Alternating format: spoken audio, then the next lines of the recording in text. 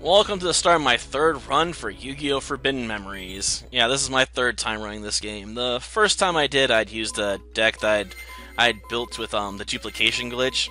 It was in New Game Plus, so I had a deck powerful enough to actually clear the game right from the get-go.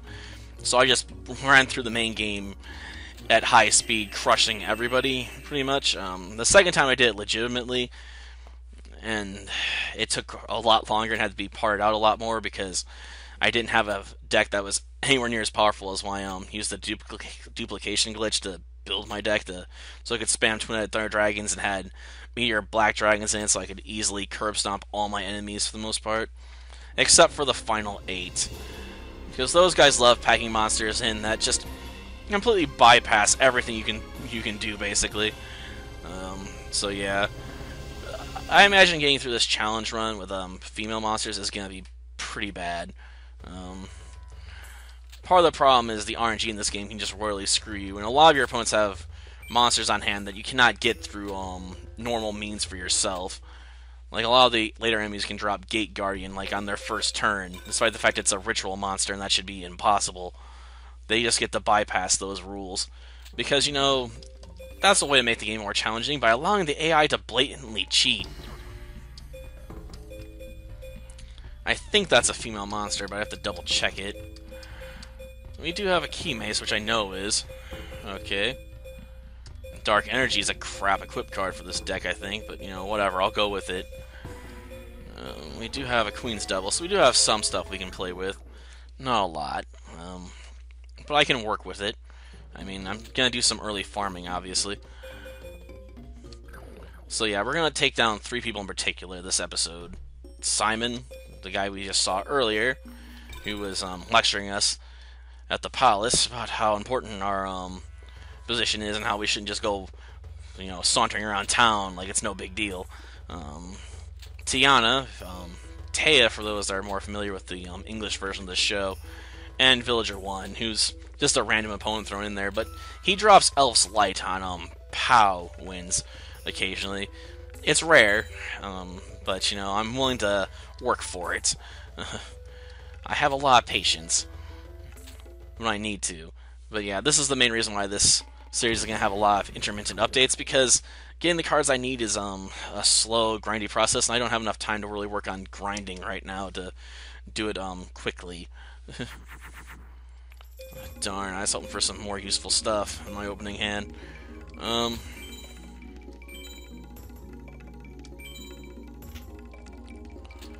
Set you in defensive mode.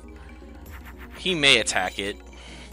Simon's a bit less cautious than some other people, so he'll sometimes throw himself at monsters he really shouldn't, which you can take advantage of quite brutally.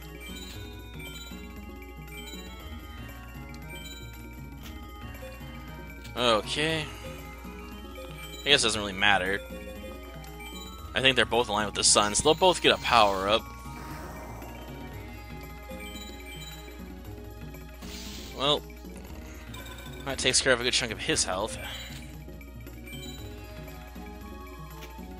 Well, nothing he can use, huh? Not too surprised. Yeah, I'm gonna work towards dropping as many of these as possible. Well, if I have to attack a random face down, I'll use this. I have to admit, the Gurgle's face always looks like a butt to me. It's like a card that perpetually moons you and never stops.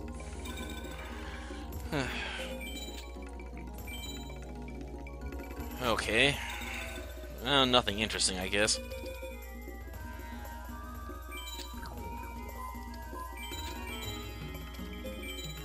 Okay. This ought to help us out. Jupiter. Oh, another monster eye, gotcha. So yeah, having female fusions is a nice plus, since we can get some decent monsters for the early game out there. For the late game, you want a lot more power than what can be offered by Nekagao number 2 or Mystical Sand on their own. Which is why I'll have to farm for equips. This is why Elf's Light's so important to me. Getting to it early on. Let's see, we'll drop you, I guess. It doesn't really matter. As long as I can take out the main monster's got face down, I can finish him off with Nekagao and whatever else I throw at him.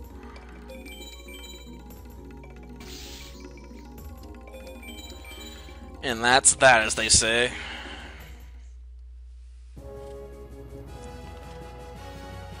Well, of course I'm gonna win. Unfortunately, he just gave me a field card. I think. Oh wait, I'm thinking of Sojin. This is Singin, so it is a monster card. It's just not one I want.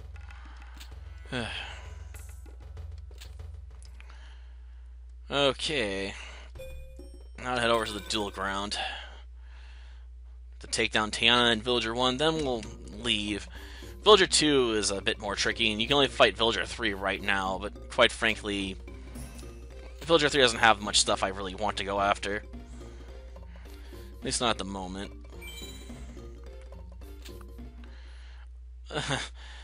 It's funny she would say something like that, considering how weak she is. I'm not even kidding, she's a very weak duelist. She'll say you're one of the best she's ever seen, but it's hard to take her very seriously when she's so pathetic herself. Okay. I think this might work. Nope. Okay. I was hoping I'd be able to make Dark Elf, but I guess that was the wrong material for it. Probably because I count as a spellcaster myself and it interfered. Looks like Aqua, not Fish. Okay, let's see. What else I want to drop in the field? I guess Bolt Penguin will do.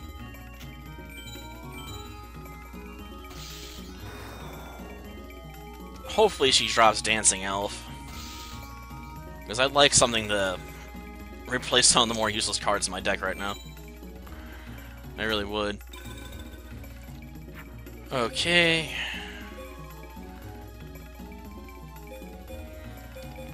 Nothing worthwhile at the moment. Okay, I'll put you down then.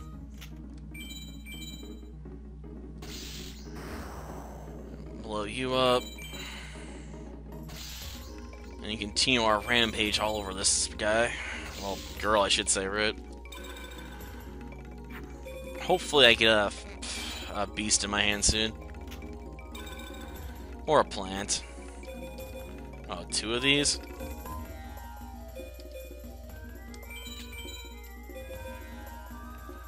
Okay, let's try this. There we go. Well, we'll blow you away, then smack you around for some good damage. Getting a lot of the female monsters in my tech, though, in my hand pretty early on right now. Kind of unusual, I have to admit.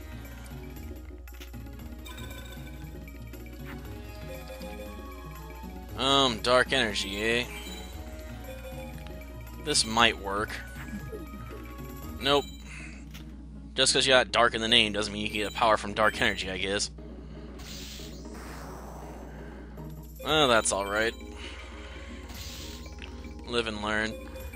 I could have looked up on a list, and I guess I could have finished this duel possibly if I dropped another monster anyway. Oh well. If I only get 4-star chips, it's not too big a deal to me.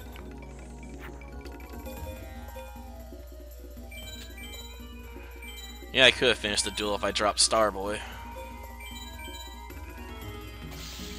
Oh, that's alright. Go for a massive overkill. I mean, it won't change anything, but I'll do it anyway. Let's see what we get. Skull Servant. Well, that's junk.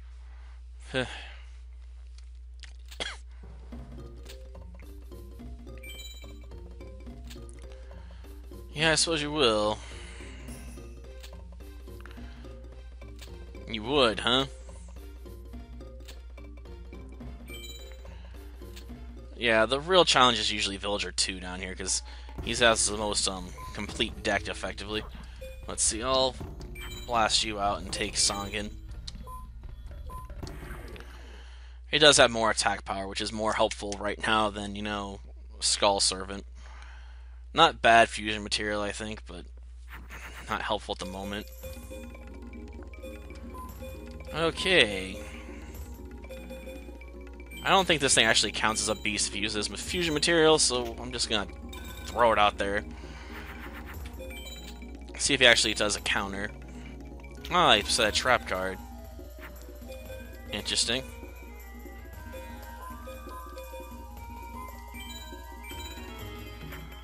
Okay.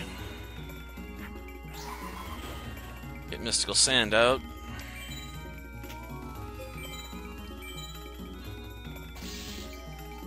Apparently it's a trap that won't trigger on that monster. Or that one. So what did he play exactly? If it's not Fake Trap, or it would have activated. Oh, he set up a red medicine for himself. I get back 500 life points.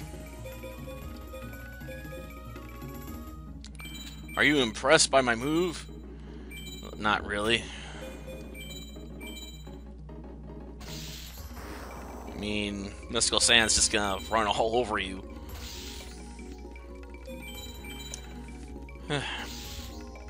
Mushroom Man. Oh man. That card's awful. Just ask Yu-Gi-Oh! Bridged, man.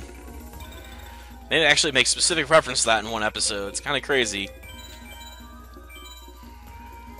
Okay, we'll go with that.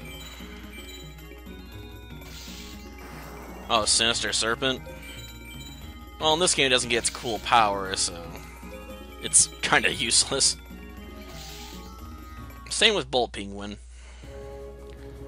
There aren't too many Aqua fusions to my knowledge, so tend to be very secondary. Well, that does it for this episode. I've really done what I want to do. Of course, there's going to be a matter of a small cutscene we have to go through first. Because as soon as we try to leave, Taeyan wants to bother us to go down to the festival looking for Jono. Or Joey, if you prefer. Of course, we do meet Joey later. Since part of this game takes part in the future, because, you know, time travel.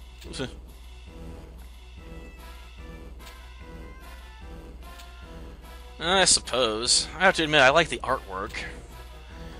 It's too bad most of the rest of the game isn't that good, but I guess it's got good artwork going for it, if you're into its stylings.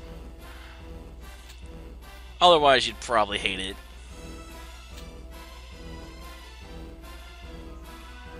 Yeah, you lost, because you're a loser.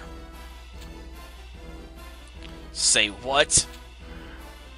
Forgive my choice of words, you were mildly entertaining. Ah, yes, just casually refers to the prince, you know? What's going on? What do you think? Ain't it obvious? You lost? Oh, don't be so blunt. I didn't lose. I had a setback. I grow weary of this insect. Is there not one among you that is worthy of my attention? Man, the nerve of this guy. Oh, I challenge him? Seto actually knows what he's doing, unlike you other fools. Sure, he's not the strongest duelist out there, but he has a better grasp of the fusion system than you two.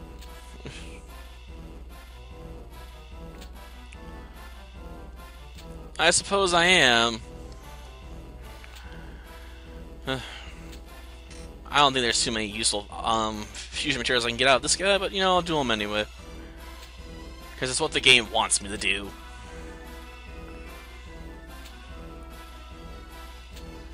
Yeah, I'll remember it all right. I mean, you only pop up everywhere in this game. There's like 3 duels with that guy. I'll bet the second one's pretty easy to miss, but yeah. You play him a lot.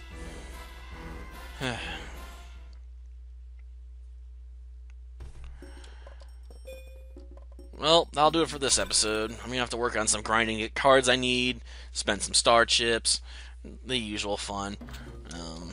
I'll probably buy a dancing elf to start working towards my main strategy. But yeah, if you want to save, you actually have to return to title, which sounds a lot more threatening than it does, but actually just returns you this mode, so you can actually free duel with people you've already beaten to grind out cards. And, you know, you can do other fun stuff, like build your deck and look at your library, and enter passwords for cards with your star chips you've won, which I'll be doing quite a bit of. Until next time, then. See ya.